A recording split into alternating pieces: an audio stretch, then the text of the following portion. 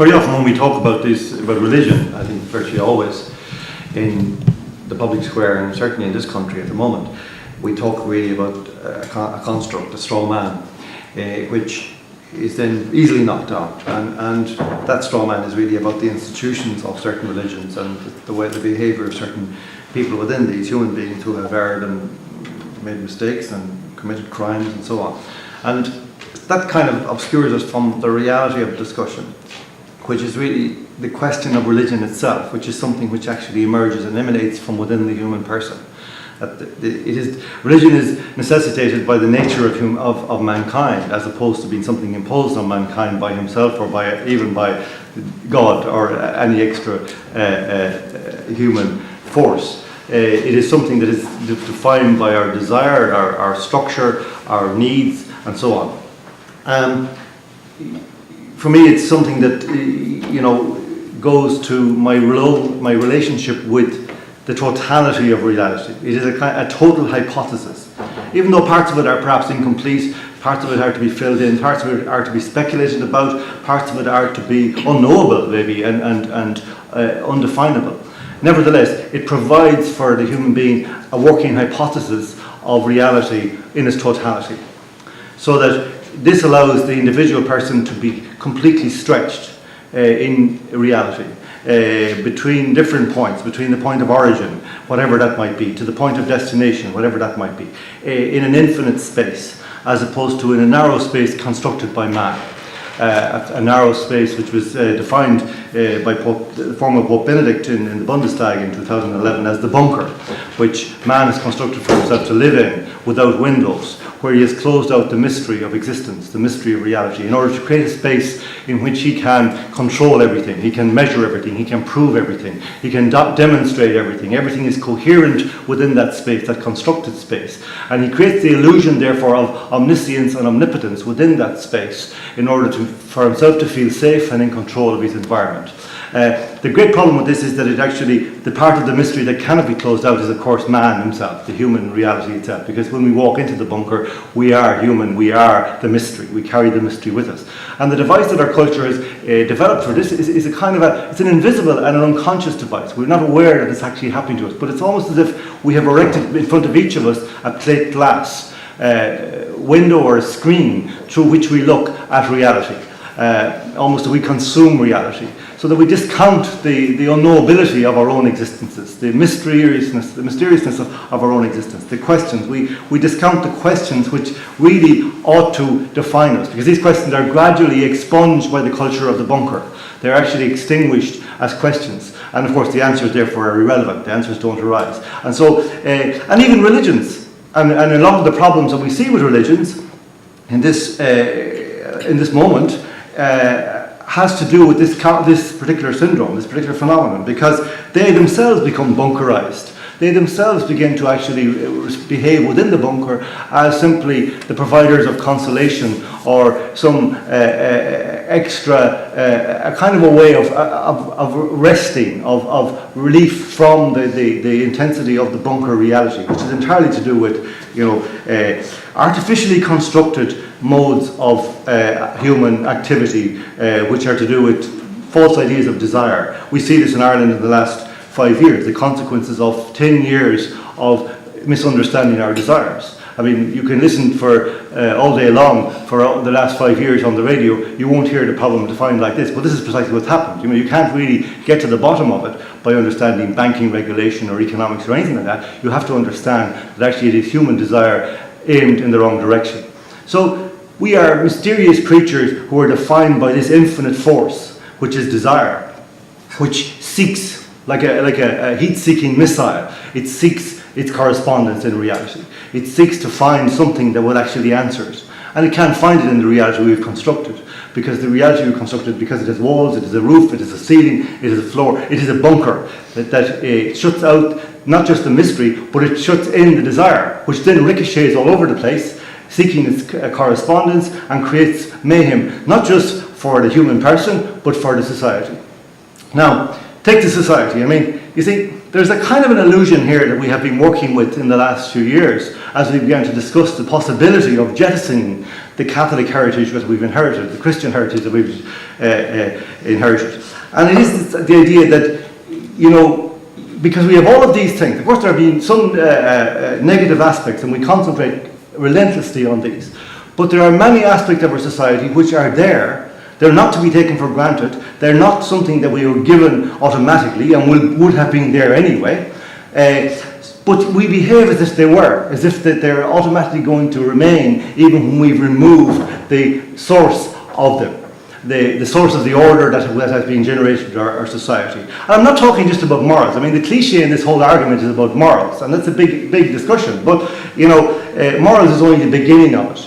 Ethical structures, these are only, you can to an extent create those in a civilization, but it is questionable whether it will endure over a lengthy time without the idea of an absolute underpinning to them. But far more important are the unnoticed and unremarked aspects of our culture, which, if we remove them, will destroy us.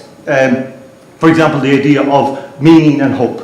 The idea of what generates meaning and hope in a society. How a society manages to move from one day to the next. How people get out of bed in the morning and for what. Now, you move into the material realm, which is posited as in a secular atheistic society as the alternative to the idea of a total hypothesis. And we see what's happened there. We see what's happened to our economy. We see what's happened that actually it is that man-made systems are totally incapable of creating a context in which human desire will be satisfied. They can create the promise, they can create the illusion for a time, but ultimately the desire bursts through the system like a hurricane through a marquee. And so we have this extraordinary problem that we talk and talk and talk about the idea of continuing our society without the idea of Christ at the centre of it. Continuing our life as though Christ is not at the centre of it. As if we can take all the civilization bequeathed us by 2,000 years of Christianity, 1,500 in this country, and that it would have been there anyway. And that we will simply continue. But we forget that as soon as you take out the core meanings of our culture, the core understandings of our culture, which have to do with not just morals and ethics and all that, but hope, the very notion of what it is to be human, the very idea of how a human being functions in the totality of absolute reality. Once you remove that, then the consequences are likely to be unforeseeable. And to the extent that we have observed the consequences in modern times, we have seen it in Soviet Russia, we have seen it in Nazi Germany, where you have a removal completely of the values, of the absolute values posited in Christianity and in any form of major religion. You find that not only do you lose the moral basis of your society, but you lose the sense of hope that a society needs to have to get its citizens moving. And the problem is, you see, this is often broken down into, people say automatically, you can't say that about me, I don't believe in God, and I'm a moral person. Well, okay. But the problem with that is that in order to demonstrate that hypothesis, we need to wait for 2,000 years. We need to adjourn the meeting, we need to go away, we test your hypothesis for 2,000 years, and then we come back and see, how has it gone? What has been the result of trying out this particular hypothesis of reality in our civilization? Well, from what we've seen in these atheistic secular societies in recent times, we can see that it has been an absolute disaster for humanity. So, for all the difficulties that we've had in recent times, in the Catholic Church in particular, here locally, we must be very careful about removing that essential idea of what human life and what human reality is. Because in a certain sense you could even say that notwithstanding the truth or otherwise, or the demonstrability or otherwise of the hypothesis actually works. That it functions for human beings, that there is something extraordinarily correspondent about human structure to the notion of God, to the notion of religion. The Christian story actually provides for people, if it were true, if it is true, it provides for people precisely the needs that they have, the desires that they have. It answers the desires that they have for hope, for meaning, for a purpose in life, for a place to go to, the idea of destination, the idea of eternity, the idea of salvation, all of these concepts. So, I think that this is something we need to stop and talk about very, very carefully in our culture now. Because we have this idea that, we're sitting on the branch, it's very comfortable, and we're sawing away. Unfortunately, we're sitting on the wrong side of the saw mark. And the likelihood is that if we succeed in demolishing our society in the way that we actually desire to, it seems, then it will be disastrous for us. This is something that I think we need to pay attention to. So, when you look around you in this society, it's extraordinary the way the bunker can actually create certain logics to justify what things that happen and to disconnect consequences from their causes. We have a society at the moment which is imploding in terms of meaning, in terms of hope, in terms of desire, in terms of all of the things which define human beings. We have a society which is increasingly addicted to alcohol, to various drugs, to prescription medicines. In which, increasingly people are incapable of actually generating meaning in their lives without chemical assistance. We have a society which is incapable of generating a system which will cater for its needs. We have a society which is incapable of actually defining its needs in any meaningful sense, in any sense that would take into account the true nature of human satisfaction. How am I satisfied? What makes me happy, really?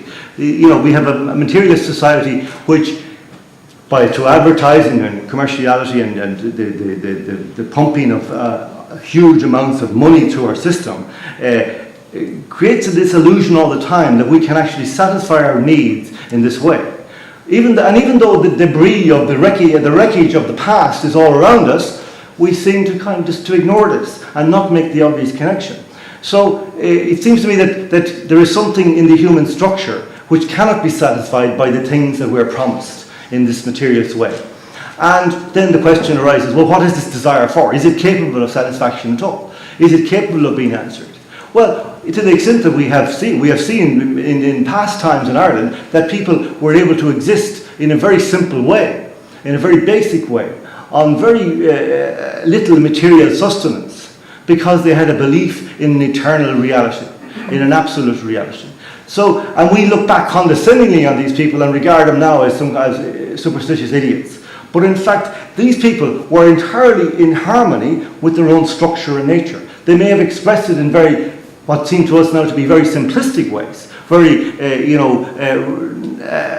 almost reduced ways. But in fact, these people were expressing hugely profound understandings of themselves and their own natures. I remember my mother used to say to me, we'd be running around the place as teenagers trying to go to discos and all this kind of stuff. She said, you don't know what to do with yourselves. And in a way, that's kind of a beautiful exposition of what this society has now arrived at. We don't know what to do with ourselves because we have misunderstood our structure and our nature, and we have misunderstood the journey we're on. Because ultimately, we are not answerable to rationality, absolutely. We're not answerable to materialism, absolutely. We are answerable to something unknowable, something mysterious. And only religion has had the capacity in culture to generate this unknowability, this unknowable phenomena, this sense of reality that is invisible. This, Patrick Kavanagh talked about the things that cannot be proven. That there is an essential part of our structure because we ourselves are mystery. I didn't make myself. You didn't make yourselves. I do not make myself now. I call myself John Waters. This is my name. I claim my identity. I claim my body. I claim my presence. But I didn't make a single hair on my head. And when they fall out, I can do nothing about it. When I lost a toenail climbing Ben Bulben a couple of years ago, it took a year to grow. How can I be the master of myself? How can I be the master of my own destiny, as man increasingly claims that he is? So this is a fundamental philosophical blockage that we've reached at in our culture, where we refuse to acknowledge that there is actually a way of understanding ourselves which must put into the equation in a bracket the mystery of reality and the mystery of man. And unfortunately, the secular atheistic society that we are constructing has nothing in that bracket. Thank you very much.